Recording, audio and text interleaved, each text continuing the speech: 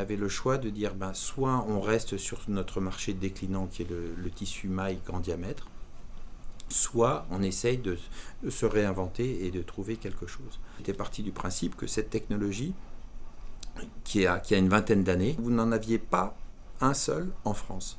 Et je suis parti du principe qu'il y avait forcément sur ce marché de niche des clients qui allaient vouloir développer leur propre seamless en France et qui seraient intéressés à travailler avec un fournisseur à proximité plutôt que d'avoir forcément à se déplacer au Portugal, en Turquie ou autre.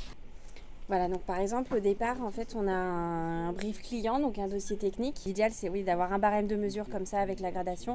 Et en fait, après, donc on vient sur ce logiciel-là. Donc il y a un logiciel vraiment propre au métier seamless.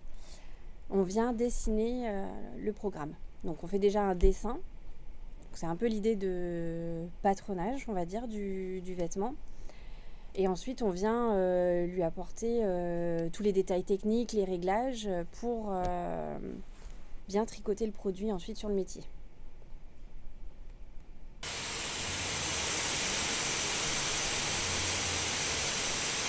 Le seamless, il apporte déjà un avantage au niveau environnemental. Pourquoi ? Parce que nous avons fait le choix du fil teint et c'est donc 30% d'eau consommée en moins par vêtement. C'est également 30% d'énergie consommée en moins.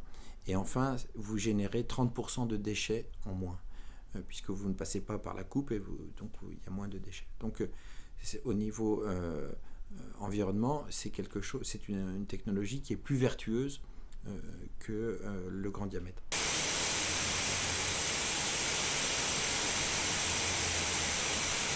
Et après, sinon, on va avoir des clients qui vont nous dire, voilà, on veut ce type de produit, mais après, libre à vous de nous proposer des armures qui vont venir du coup offrir au produit quelque chose de...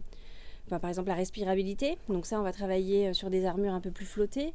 Comme là, par exemple, ça, du coup, c'est un produit de Furigan qui a été commercialisé. Et donc, en fait, ça, c'était une base layer été. Donc là, voilà, là, il nous avait... Alors, pour celui-ci, il nous avait envoyé un brief.